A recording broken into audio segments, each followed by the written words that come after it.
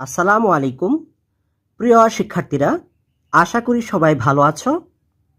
Online ক্লাসে তোমাদের সবাইকে স্বাগত জানাচ্ছি। আমি মোহাম্মদ সাইদুর রহমান, সহকারী শিক্ষক, Iqbal Siddiqui school and college. আজকে আমরা নবম দশম শ্রেণীর কৃষি শিক্ষা বিষয়ের প্রথম অধ্যায়ের ষষ্ঠ পরিচ্ছেদের এফসিআর নির্ণয় সংক্রান্ত গাণিতিক সমস্যার সমাধান করব। প্রথমে আমরা এফসিআর কি সে সম্পর্কে জানব। পুকুরে প্রাকৃতিক খাদ্যের পাশাপাশি মাছকে বাহির থেকে অতিরিক্ত খাদ্য দিতে হয়, একে সম্পূরক খাদ্য বলে। একটি পুকুরে সম্পূরক খাদ্য প্রদানের মাধ্যমে যখন মাছ উৎপাদন করা হয়, তখন ওই খাদ্য কী পরিমাণ মাছ দ্বারা ব্যবহৃত হচ্ছে এবং তা থেকে কী পরিমাণ মাছ উৎপাদন হচ্ছে তা খাদ্য রূপান্তর হার বা এফসিআর নির্ণয়ের মাধ্যমে হিসাব করা যায়। এফসিআর এর পূর্ণরূপ হল ফুড কনভার্সন রেশিও।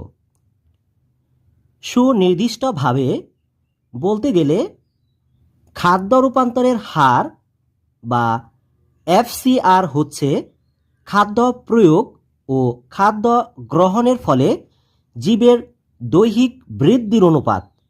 অর্থাৎ 1 কেজি মাছ পেতে যত কেজি খাবার খাওয়াতে হয় তাই খাদ্য রূপান্তর হার। এফসিআর নির্ণয়ের সূত্র রয়েছে। সূত্রটি হল এফসিআর সমান মাছকে প্রদানকৃত খাদ্য ভাগ দৈহিক বৃদ্ধি। দৈহিক বৃদ্ধি সমান আহরণকালীন মোট ওজন বিয়োগ মজুতকালীন মোট ওজন। তোমরা এখানে একটি এফসিআর নির্ণয়ের গাণিতিক সমস্যা দেখতে পাচ্ছ।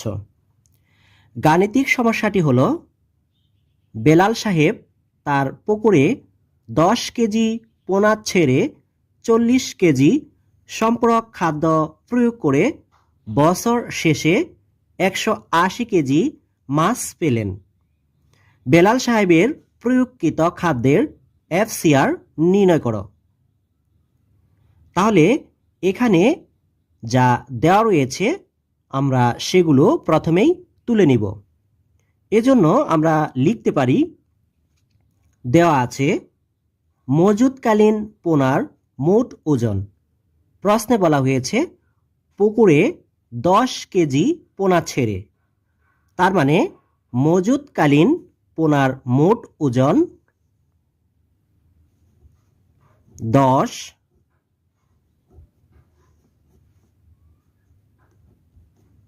কেজি। এরপর বলা হয়েছে 40 কেজি সম্পূরক খাদ্য প্রয়োগ করে বছর শেষে 180 কেজি মাছ পেলেন। তার মানে আহরণকালীন মাছের মোট ওজন 180 কেজি।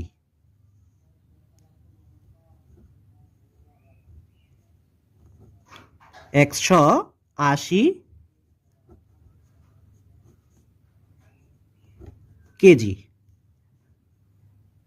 প্রয়োগকৃত খাদ্যের ওজন এখানে বলা হয়েছে 40 কেজি সম্পূরক খাদ্য প্রয়োগ করে, তার মানে প্রয়োগকৃত খাদ্যের ওজন 40 কেজি।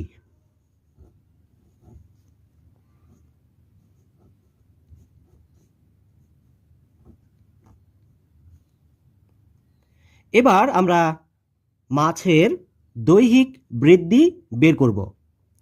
আমরা জানি দৈহিক বৃদ্ধি সমান আহরণকালীন মোট ওজন বিয়োগ মজুতকালীন মোট ওজন। এবার আমরা মান বসিয়ে দিব।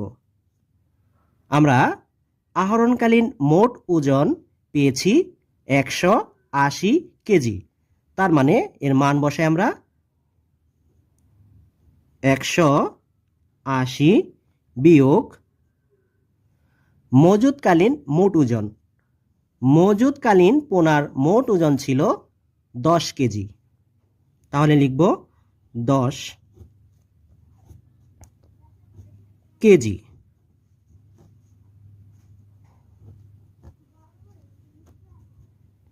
এবার আমরা 180 থেকে 10 বিয়োগ করলে বিয়োগফল পাব 170 কেজি।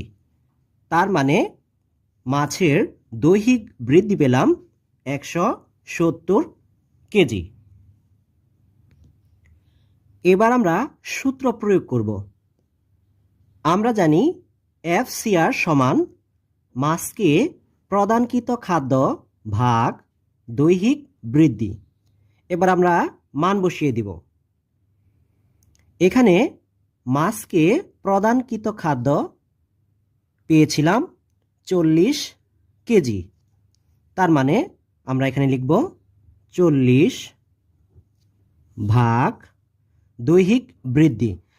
দৈহিক বৃদ্ধি পেয়েছি 170 কেজি। এখানে লেখা যাবে 170।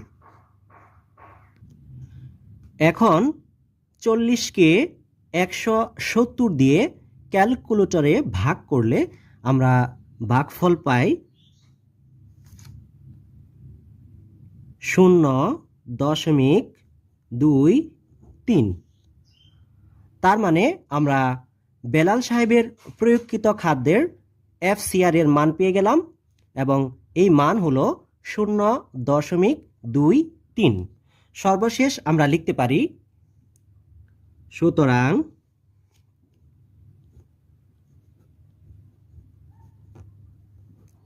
বেলাল সাহেবের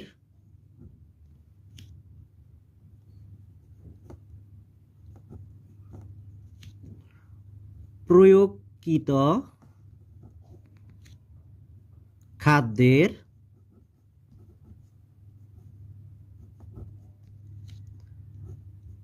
FCR সমান 0.23। এভাবে আমরা খাদ্যের FCR নির্ণয় করতে পারি। তোমরা বিগত কয়েক বছরের SSC পরীক্ষার প্রশ্নপত্র দেখলে সেখানে দেখতে পাবে FCR নির্ণয় সংক্রান্ত গাণিতিক সমস্যা এসেছে। যেমন এখানে সকল বোর্ড 2015 সালের একটি সৃজনশীল প্রশ্ন দেখতে পাচ্ছ। সামাদ সাহেব তার মাছ চাষের পুকুরে 5 কেজি পরিমাণ মাছের পোনা ছেড়ে নিয়মিত পরিচর্যা ও সম্পূরক খাদ্য সরবরাহ করে থাকেন। তিনি সারা বছরে 225 কেজি খাদ্য প্রয়োগ করে বছর শেষে 95 কেজি মাছ পেলেন। এখানে গ নং প্রশ্নটি হলো সামাদ সাহেবের প্রয়োগকৃত খাদ্যের FCR নির্ণয় করো। তার মানে FCR নির্ণয় সংক্রান্ত গাণিতিক সমস্যাগুলো বেশ গুরুত্বপূর্ণ। এজন্য তোমাদের FCR নির্ণয় ভালো করে অনুশীলন করতে হবে। আমি একটু পূর্বে যে গাণিতিক সমস্যাটি সমাধান করেছি, আশা করি সেটি ভালো করে বুঝতে পেরেছ। এখন থেকে খুব সহজেই FCR নির্ণয় করতে পারবে। সবাই ভালো থাকো, সুস্থ থাকো, সেই প্রত্যাশায় আজকের ক্লাস এখানে শেষ করছি। ধন্যবাদ সবাইকে।